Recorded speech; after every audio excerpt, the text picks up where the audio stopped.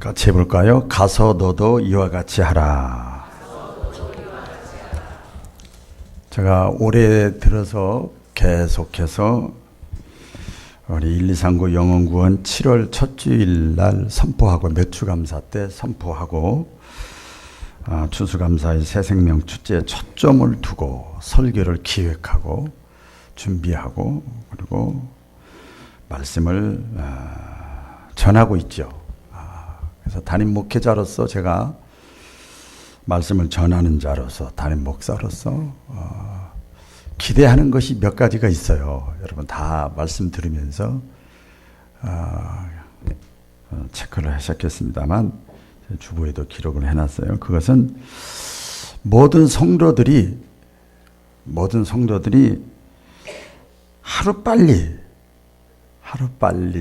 이게 개척한 교회의 목사의 급한 마음일지도 몰라요. 하루빨리 좀 내교의 의식을 가졌으면 좋겠다. 전하면서 내교의 의식, 그냥 구경꾼이 아니고 잘하나 못하나 그러면 안 되잖아요. 감찰자, 무슨 검사같이 말이에요. 또 관광객같이 그런 게 아니고 주인의식이야 이게요. 뭐 좌지우지하라는 게 아니라 내교의 의식, 내교회. 우리 주변에 우리 오래된 교회 하는 교회가 있는데 뭐 그냥 솔직히 얘기하죠. 뭐 사랑의 동산교회인데요. 제가 여러분들 이렇게 연합회 하면서 보니까 아무리 지지급 없고 이렇게 해도요. 교회가 먼저더라고요. 교회. 역사 오래돼가지고 나 여기서 묻힐 거예요. 내 교회가 잘 돼야 돼. 내 교회가 평안해야 돼. 이게 연세 드신 분들이 머릿속에 꽉 차 있어. 꽉 차 있어. 아무리 지지급 막 티격티격 하다가도 딱 그렇게 하더라고요. 그래서 부럽게 보이더라고요. 그것이 어떤 면에서 보면 개척한 교회의 어느 교회나 다 힘든 점이에요. 이게 제일 힘든 거예요. 내교 의식을 가졌으면 좋겠다 하는 거하고 두 번째는 1번과 제 첫 번과 연관된 건데 교회의 성장, 부흥에 좀 열망을 가졌으면 좋겠다. 우리 성도들이. 그런 기대감이 있어요. 왜냐하면 지금 이 상태에서 한 바퀴만, 여러분 눈사람 만들 때 옛날에 보면 처음에는 눈을 이렇게 모으잖아요. 이렇게 낚싯같이 이렇게 모았다가 어느 정도 되면 한 바퀴 굴리면 따블이 돼요. 그렇죠? 이렇게 굴리잖아요. 따블이 돼요. 이 상태에서 한 사람이 한 사람씩만 전도하면 그냥 따블이 되거든요. 2006년도에 개척하고 4, 5년 만에 그 인원이요. 그때 한 번만 따블 되면 벌써 몇 배 될 텐데 그다음부터 다 남들이 뭐 안 하나 이런 사고가 생긴 것 같아요. 그래서 교회 부흥과 성장에 대한 열망이 좀 있었으면 좋겠다. 그런 기대감도 있고요. 또 하나는 좀 신앙적인 건데 교회 다닌 지 오래됐어도 우리 교회나 또 다른 그동안 신앙생활 직분을 받았어도 그럼에도 불구하고 아직도 내 교회 안에 영적인 자녀가 없는 사람들이 있어요. 영적인 자녀가 없는 사람. 그러면 성경이 뭐라고 그랬어요? 영적 자녀, 내가 자식을 낳지 않으면 그 사람은 나이가 들어도 애라고 그러잖아요. 애요, 애. 어린아이라. 그렇게 얘기를 해요. 그래서 이번 이런 막 기회를, 마당을 막 깔아줄 때 이번 기회를 통해서 우리 성도들이 좀 영적인 자녀를 낳았으면 좋겠다. 세 가지입니다. 그런데 이렇게 기대감을 가져요. 그러면서도 만일 저는 그런 기대감을 갖고 준비하고 진행하고 교회를 이끌고 나가고 목회하고 있는데 성도들에게 막상 당사자인 성도들에게 이런 기대감이 없다 그러면 마음이 없다 그러면 아무리 목회자가 말씀을 전하고 힘쓰고 노력한다고 해도 허공을 치는 거잖아요. 그래서 아까 제가 인사할 때 목사님 실망하지 마요. 제가 그런 얘기를 했습니다. 그래서 기도를 하잖아요. 이제 새벽 기도도 하고 또 단일 기도 하면서도 기도 중에 이제 좀 고민 앞에 하나님과 씨름하는 거잖아요. 씨름하는 거잖아요. 만약에 2주 남았는데, 만약에, 이건 진짜 마귀가 주는 생각이지만, 2-3명밖에 그날 초청이 안 됐다. 거의 6-7개월을 우리가 애를 썼는데, 그러면 그 허전함은, 그 다음에 다시 도움닫게 할 수 있는 열정이 생길까? 저 개인의 문제가 아니고 교회 문제예요. 주인의식이 그래서 필요한데 성령 기도하는데요. 성령께서 깨닫게 하시더라고요. 잘 보세요. 야, 내 종아. 내 종아. 그거 네 기대가 아니야. 그거 네 마음이 아니야. 내 마음이란다. 할렐루야. 성령께서 깨닫게 하시는 거야.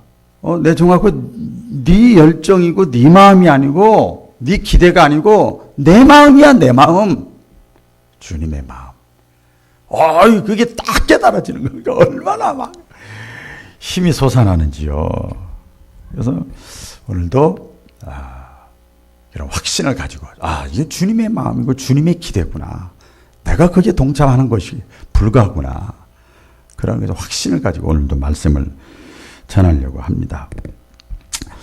오늘 본문에 보면 그 한 율법사가 예수님께 와서 묻습니다. 내 이웃이 누굽니까? 이렇게 물어요. 그러니까 예수님이 직접적인 대답을 회피하고 나서 뭐 이상한 얘기를 해요. 그 선한 사마리아 사람 비유를 들은 얘기를 예수님이 하죠.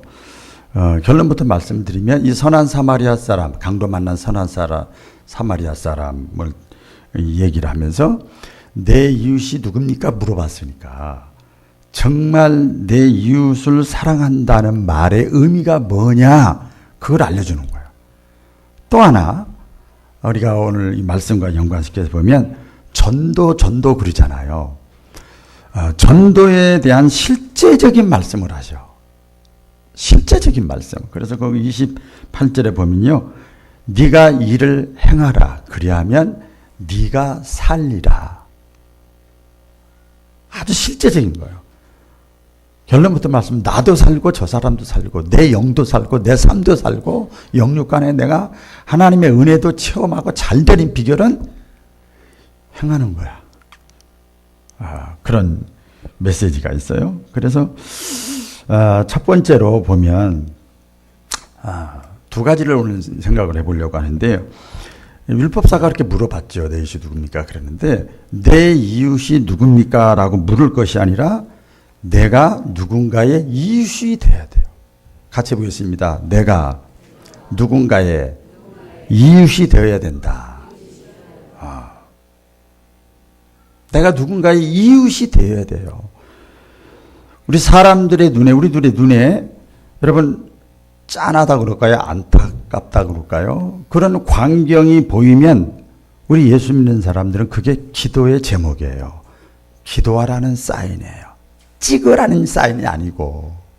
좀 목회해 보니까 성도들 다 권사님, 장로님 때 보잖아요.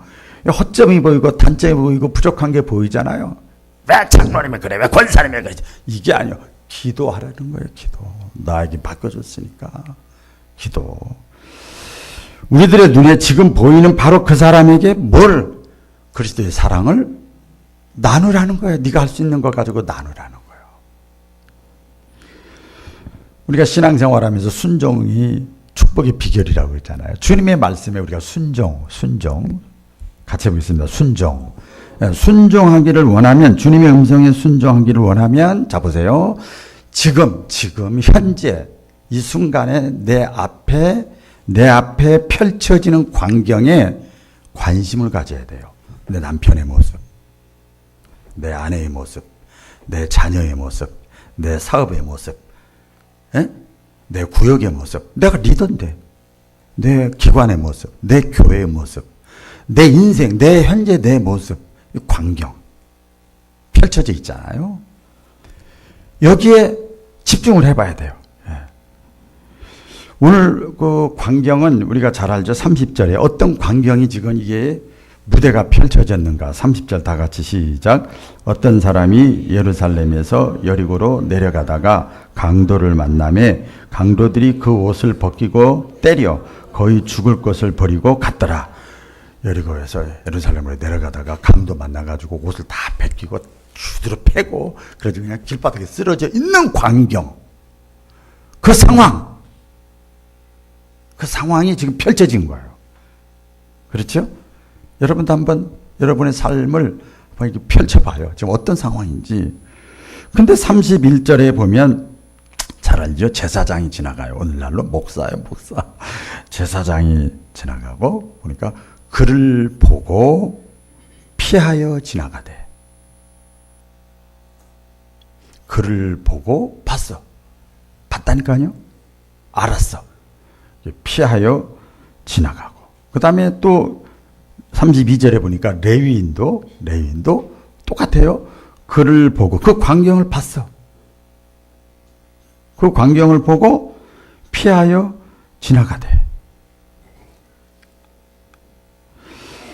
여러분 제사장이나 레위인은 오늘날로 말하면 장로님, 권사님, 집사님이에요. 그 광경을 보고 가정의 문제, 자녀의 문제, 교회의 문제, 어떤 상황 이런 걸 봤어. 다 보고 있어. 근데 부담되니까 피했다 그랬어. 그리고 지나가는 거예요.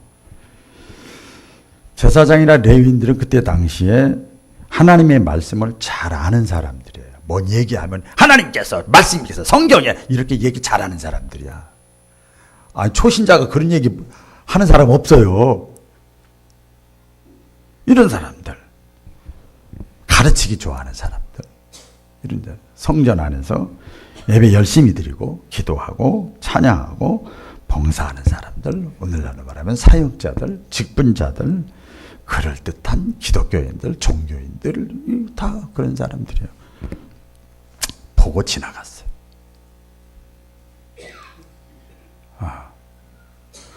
그런데 세 번째 사람이 여행 중에 이 광경을 봤습니다. 이 세 번째 사람은 사마리아 사람이라 성경에 예수님이 그렇게 말씀해요. 사마리아 사람은 당시에 어떤 사람? 비주류입니다. 오늘날로 말하면 비주류야, 비주류.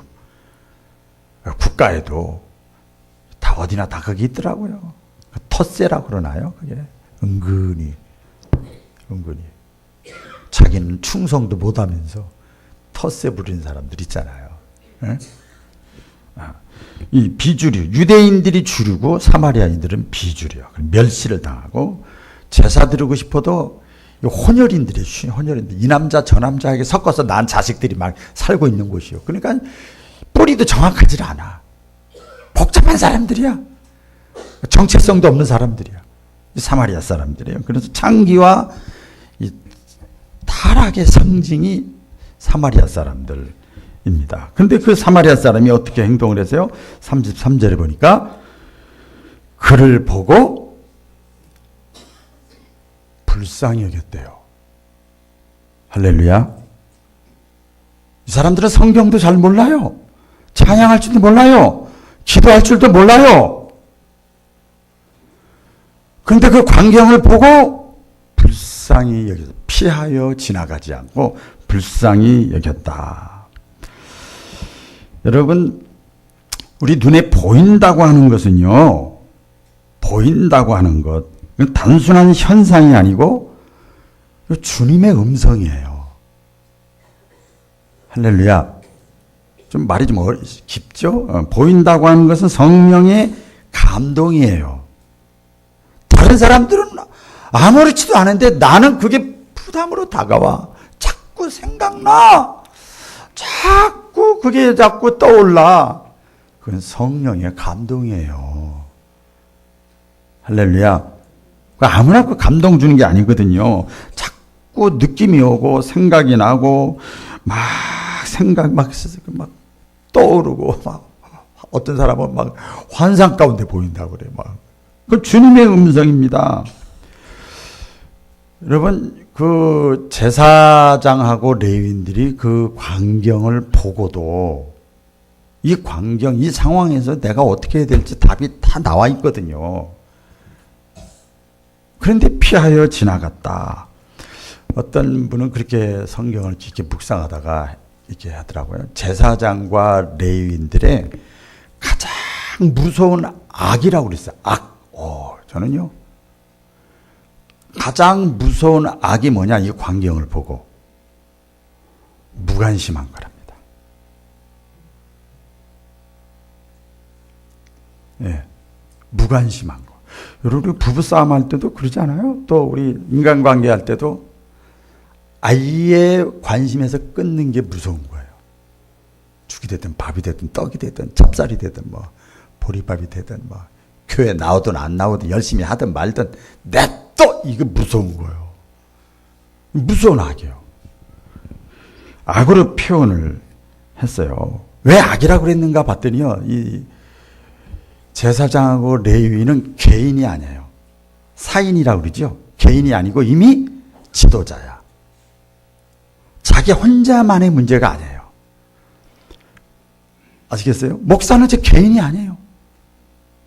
아마 제가 예를 들어서 죄도 많은 사람이지만 제가 사회적으로 지탄받을 행동을 만약에 퍼졌다 해서 그럼 여러분들은 우리 목사님 또 이런 분도 있겠지만 그래서 실망해서 낙심해서 딴 교회 가야지 이런 분이 훨씬 많을걸요? 훨씬 많을 거예요. 개인이 아니다 이 말이에요.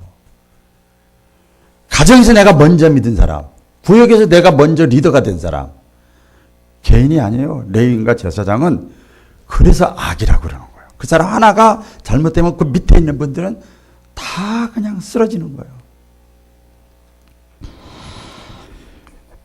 불행하게도 보면 솔직하게 말씀드려요. 보면 우리들은 잘못된 것을 본받을 때가 많아요. 자화상이라고 그러죠. 저런 거 본받지 말아야 되는데 그거를 본받아요. 여러분 예수님이 정말 원하시는 게 뭔가? 예수님이 9장 13절에 보면요. 마태복음 9장 13절 다 같이 읽어볼까요? 시작. 너희는 가서 내가 긍휼을 원하고 제사를 원하지 아니하노라 하신 뜻이 무엇인지 배우라. 여러분 이 사실을 깊이 명심해야 됩니다. 정말 주님이 원하는 게 목사되고 장로되고 권사되는 거 원하는 거 아니에요. 긍휼을 원하는 거예요. 이 광경을 보고 내가 도망가면 안 되는 거예요. 그 작은 십자가도 내가 감당 못하고 어떻게 큰 걸 받아? 안 되지요? 그래서 신앙생활이라고 하는 것을 저는 이렇게 이 말씀을 통해서 내가 원하는 대로 사는 것이 아니라 어떤 상황에서도 하나님이 원하시는 대로 살아가려고 노력하는 순간순간의 과정이 신앙생활이다. 아멘. 내가 원하는 대로가 아니라 하나님이 원하는 대로 어떻게 하면 내가 살아볼까?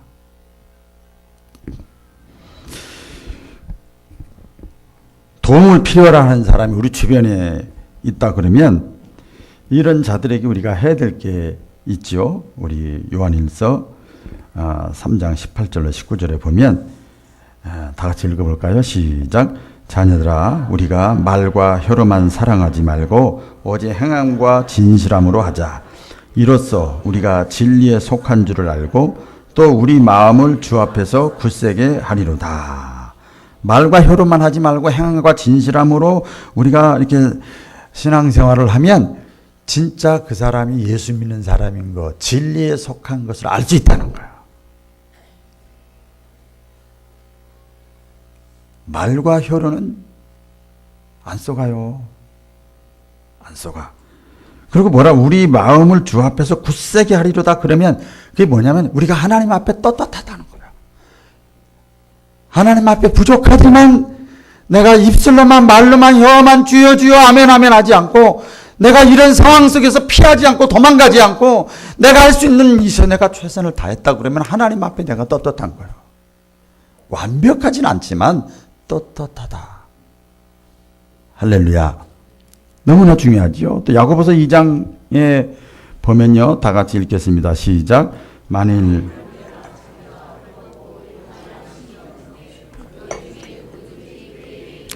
평안히 가라, 덥게 하라, 배부르게 하라 하며 그 몸에 쓸 것을 주지 아니하면 무슨 유익이 있으리요.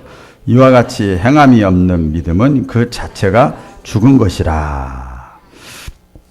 그러니까 내 이웃이 아까 말씀드린 대로 내 이웃이 누굽니까? 그러지 말고 내가 누군가의 이웃이 되려고 해야 되는 거예요. 자, 이걸 또 적용을 시켜보면요. 자, 보세요. 내가 먼저 손을 내밀어야 돼. 이거 쉽지가 않아요. 근데 그걸 원하는 거예요. 내가 먼저 피하고 싶지만, 부담되지만, 도망가고 싶지만, 하나도 이득이 없지만, 내가 먼저 손을 내미는 거예요. 내가 먼저 찾아가는 거예요. 에? 내가 먼저 찾아가는 거예요. 내가 먼저 말을 거는 거예요. 내가 먼저 다가가는 거예요. 내가 먼저 눈길을 주는 거예요. 내가 먼저 미소를 띄우는 거예요. 뭐 어려운 거 아니잖아요. 왜 그런 줄 아세요? 이거 목사님 냅둬요. 나 그냥 내 스타일대로 살게 안 해요. 우리는 예수 믿는 사람이잖아요. 왜 우리가 먼저 다가가고 먼저 말 걸어야 되고 먼저 미소를 띄어야 되고 먼저 눈길을 줘야 되는지 아세요? 주님이 저와 여러분에게 먼저 그렇게 하셨어. 네? 저와 여러분에게 먼저 다가오셨잖아요. 손을 내밀어 주셨잖아요. 그래서 우리가 하는 것 뿐이지 우리가 뭐 위대하고 잘나서 사람이 좋아서가 아니에요. 내가 누군가의 이웃이 되어지는 것. 오늘 또 두 번째 마지막은 내 이웃을 내 몸과 같이 사랑한다고 하는 것. 이것은 어떤 감정의 문제가 아니라 행동의 문제다. 같이 해보겠습니다. 감정의 문제가 아니라 행동의 문제다. 난 누구를 사랑한다고 할 때, 관심 가진다고 할 때, 외면하지 않으려고 할 때 이건 감정, 편견, 선입관의 문제가 아니라 행동의 문제예요. 34절에 보면 가까이 가서, 자 보세요. 가까이 가서 사마리아 사람이 강도만 가까이 가서 어떻게 했어요? 그 상처에 붓고 첫째, 두 번째 싸매고 세 번째 자기 짐승에 태우고 네 번째 주막에 데리고 가고 네 번째 다섯 번째 돌보아 주니라. 참된 믿음이 뭐냐? 참된 믿음은 말로 그치고 생각으로 그치는 것이 아니라 손과 발까지 가야 돼요. 지금 그 얘기하는 거잖아요. 불쌍히 여기는 마음 가지고 끝나는 게 아니라 손과 발까지 가는 거예요. 그래서 말씀과 실제적인 삶이 연결될 때 야고보서에 보면 그 믿음이 온전한 믿음이다. 온전한 믿음, 온전한 믿음. 그래서 너희의 행위로 너희의 믿음을 보여달라 그러지. 세상 사람들이 그래요. 우리가 초대하려고 하는 사람들은요, 말은 안 해도 그런 얘기하고 있거든요.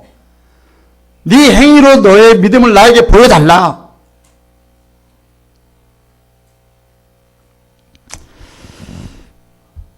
한편으로 오늘 29절에 보면 율법사는 예수님께 물었죠. 내 이웃이 누굽니까? 이렇게 물었어요. 그래서 내가 이웃 사랑하라고 예수님이 그러니까 이웃을 내 사랑할게요 하는데, 그러면 내 이웃이 누굽니까? 자신이 도와야 될 자가 누구냐고 지금 묻고 있는 거예요. 내가 도와야 될 사람이 누군가를 묻고 있어. 자, 가만히 보세요. 여러분, 전도해야 되는 거 다 알아. 근데 누구를 전도해야 될까 본인이 다 알면서도 물어보는 거예요. 다 물어보는 거예요. 이게 뭔가 깊게 그 원뜻에 보니까요, 이거예요.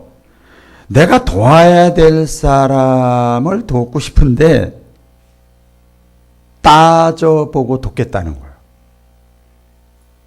따져보고, 내가 이렇게 한번 분별을 해보고, 우리 수요일날 생명나무 학교를 하는데 이게 선악과예요. 선악과.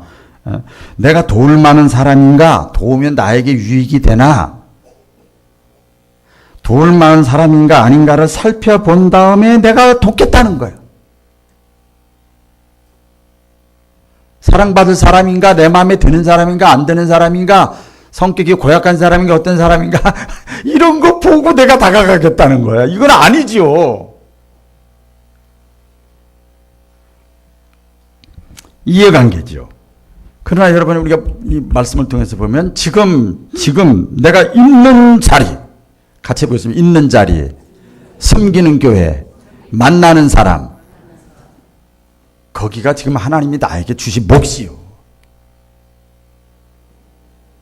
있는 자리, 있는 교회, 만나는 사람, 내가 있는 곳, 거기서 최선을 다하는 거야. 거기서는 다른 거 따지면 안 돼요. 나에게 주어진 몫이니까. 그래서 우리 성경이 나오죠. 작은 일에 충성이야. 큰 것 맡겨준다. 지금 있는 내 자리가 하나님이 나에게 맡겨준 자리예요. 어제 다니엘 기도회 때 그 홍성훈 목사님이 간증을 하는데 희귀병 앓고 있는 아들 얘기를 하면서 아주 깊은 거 깨달은 얘기를 하나 하더라고요.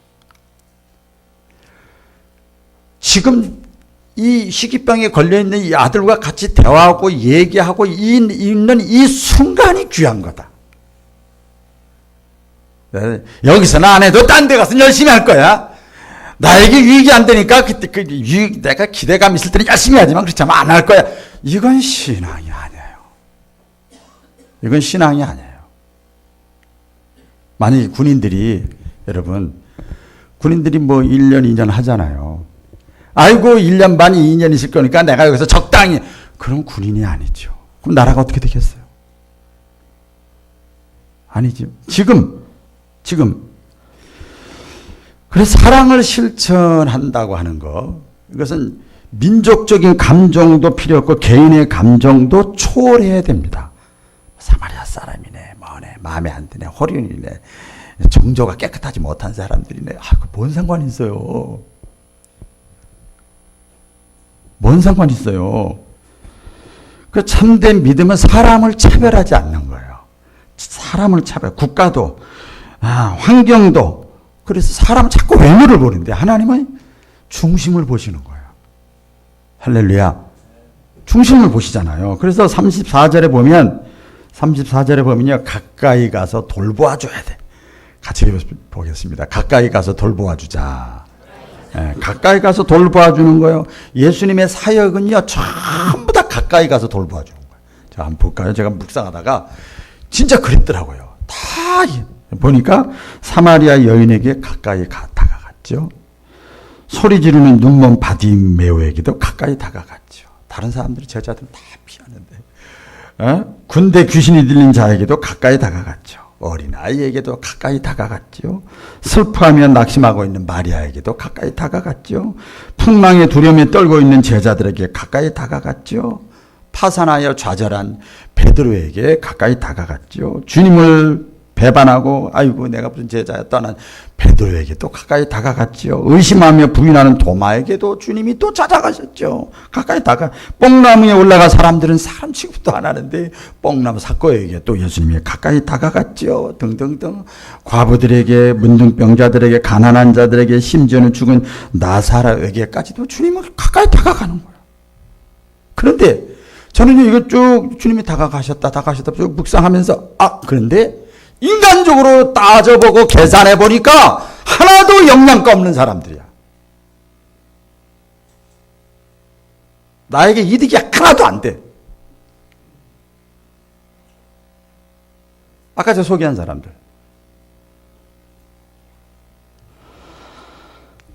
아무는 나에게 영양가가 없어요. 누구에게 칭찬받을 일도 아니야. 그럼에도 불구하고 이렇게 좋은 일이죠. 우리가 볼 때 소외된 자, 가난한 자, 병든 자 이런 사람 찾아가서 예수님이 다가갔는데도 불구하고 잡으세요. 그런 예수님을 비난하는 사람들이 있습니다. 비난하죠. 누가복음 7장 34절에 보면 이렇게 비난해요. 먹기를 탐하고 포도주를 즐기는 사람이요 세인과 죄인의 친구로다. 먹는 거 좋아하고만 예수도 알고 봤더니 몰랐는데 죄인들하고 친구구만. 저렇게 불순해서 되겠어? 막 이렇게 하는 거예요. 술꾼이고 먹보고 막 예수님을 비난을 합니다. 우리가 선한 일을 하고 하나님의 일을 하면 다 칭찬 들을 것 같은데 여러분은 신앙생활은 영적 싸움이에요. 할렐루야. 영적 싸움이에요. 우리가 그래서 기억해야 될 것은 하나님의 역사, 하나님의 손길, 하나님의 움직임은 우리가 항상 가까이 먼저 다가갈 때 나타나요. 할렐루야. 가까이 다가갈 때 나타나요. 가까이 하기 싫은 사람에게 내가 가까이 다가가는 거예요. 나에게 아무 유익이 없는 사람에게 가까이 다가가는 거예요. 그때 하나님의 역사가 나타나요. 성경에 보면 주막으로 데리고 가서 그랬잖아요. 이 사마리아 여인이 강도 만난 사람을 이제 다 해가지고 주막으로 데리고 갔다 그랬어요. 주막은 여러 가지 비유입니다만은 주막은 술집이 아니라 나그네가 쉴 만한 곳이에요. 쉴 만한 곳. 그래서 이 시대에 상처받은 사람들, 여러분 다 그럴듯하게 쫙 빼입고 뭐 사는 것 같아도 다 마음에 상처가 있어요. 우리가 영적으로 조금 주님과 가까이 있으면 그게 보여요. 그 사람에게.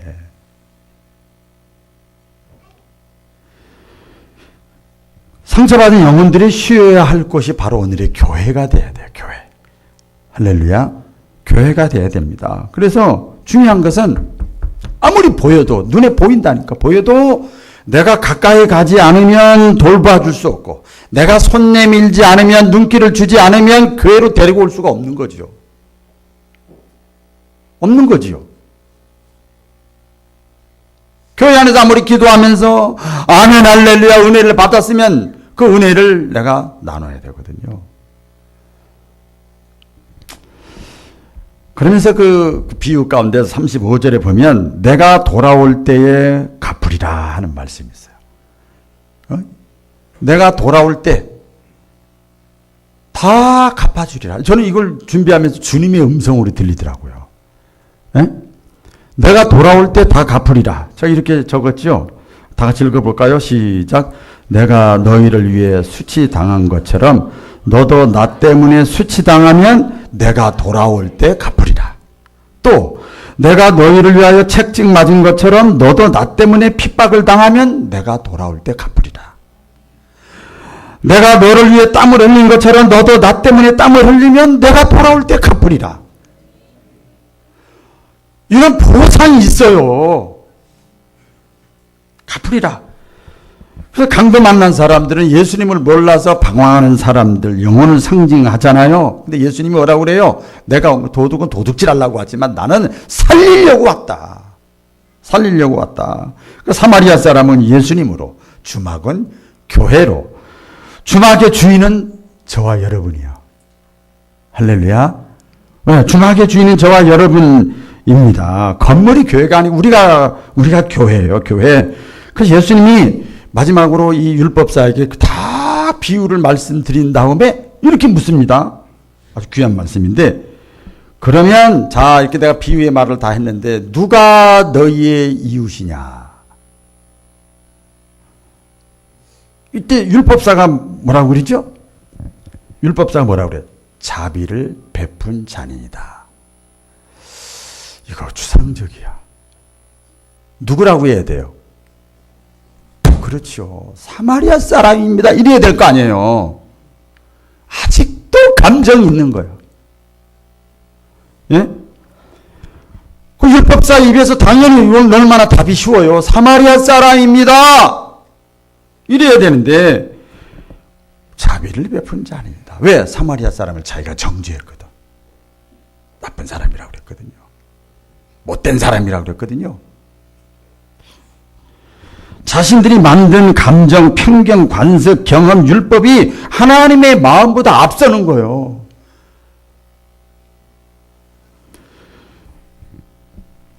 지금 우리 세 사람이 등장하죠. 이제 말씀을 맺습니다. 여러분 누구를 본받고 싶으세요? 제사장? 오늘 보니까 레위인? 사마리아 사람. 이 사람이 자화상이 돼야 돼요. 우리의 자화상. 초청장을 오늘 여러분 나눠드리는데 누구에게 초청장을 줘야 되느냐? 누구를 만나야 되고 누구와 전화해야 되고 누구에게 문자를 보내야 되고 누구와 식사를 해야 되느냐? 예수님은 가서 너도 이와 같이 하라 이렇게 말씀해요. 제가 몇 년 전에 우리 교회 창립주일 때 설교한 내용을 요약을 해서 그때 설교 제목이 초청하는 곳이었더라고요. 그걸 잠깐 보여드리고 말씀 마치겠습니다.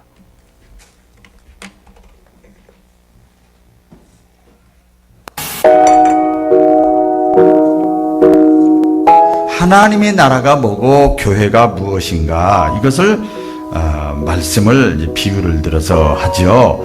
그래서 하나님의 나라와 교회가 뭐냐? 모든 것이 준비되어 있는 잔치집과 같다 그랬어요. But for now, I walk this broad. 교회는 잔치를 열어서 모든 것을 준비하고 손님을 기다리는 잔치집과 같은 곳이다. 영적인 의미로 교회는요, 이 세상의 모든 죄인들을 받아들일 준비가 되어 있는 곳이 교회가 되어야 됩니다. 모든 죄인들에게 은혜, 구원의 은총을 알려줄 준비가 되어 있는 것이 교회입니다. 두 번째로 교회는 하나님의 은혜와 사랑에 말씀이 있는 것이 교회, 하나님의 사랑을 보여주는 장소가 교회입니다. 마지막으로 교회는 어떤 곳입니까? 성령의 위로하심과 도우심이 있는 곳이에요. 성령의 위로가 있는 것, 도움이 필요한 자를 받아주고 도와줄 수 있는 것이 교회예요. 그래서 예수님의 용서, 하나님의 사랑, 성령의 도움이 있는 것이 교회예요. Before the cross, before 모든 인류를, 익산에 있는 사람을, 우리 주변에 있는 사람들을 초청하는 것이 교회예요. 잔치를 벌려놨는데, 교회는 잔치주가 같은 곳인데 초청을 안 한다? 나만 혼자 온다? 이건 아직 교회가 뭐냐? 모르는 거죠. don't let me fall, and don't 첫째 종류의 사람은 어떤 사람입니까? 부한 사람들입니다. 그런데 이들은 하나같이 잔치 자리에 온 것을 거절했어요. 영적으로 이런 내용이지요. 이 사람들은 세속적인 일에 지나친 관심과 애착을 갖고 있어. 여기에 너무 목적을 두고 가지고 있기 때문에 초청을 거절을 합니다. let me go. 두 번째 종류의 사람들이 있는데, 이 사람들은요, 불행한 사람들이었습니다. 대부분 다 초청을 받아들이면, 예수님 당시에 예수님의 부르심에 응답한 사람들은 대부분 가난한 사람들과 세리와 창기 같은 버림받은 사람들이었어요. 물질적으로 가난한 분들이 있습니까? 육체와 마음이 병든 사람들이 있습니까? 영적으로 마음이 깨어져서 가난한 분들이 있습니까? 이런 사람들을 초청하는 것이 교회예요. 교회. 뭐 때문에? 예수님 사랑 때문에. 아마 하나님은 교회 안에서 이런 죄인들을 보고 싶어 하실 겁니다. We'll weep no more and sing for joy about. 세 번째 종류의 사람은요, 길과 산울가에 있는 모든 사람들입니다. 깊게 생각을 해보면요, 셋째 종류의 사람들에 대한 주인의 명령 가운데 하나가 뭔가 하면, 강권하여 데려다가 내 집을 채우라. 첫 번째 초청은요, 정중한 초청이고, 두 번째 초청은 친절한 초청이고, 세 번째 초청은 강제적 초청이에요. 구원받은 자의 최고의 사명, 의무, 책임, 할 일, 그게 뭐예요? 다른 사람을 구원하는 거예요. 다른 사람. 교회는 매주 잔치를 벌이고 있습니다. 설교가 목적이 아니고, 먹는 게 목적이 아니고, 찬양이 목적이 아니고, 주님 앞으로 초청하는 게 목적이에요. With me. 우리 다 같이 우리 결단 기도 한 1, 2분 정도 하겠습니다. 오늘 말씀 묵상하시면서 다 같이 기도합니다. 아버지 하나님 감사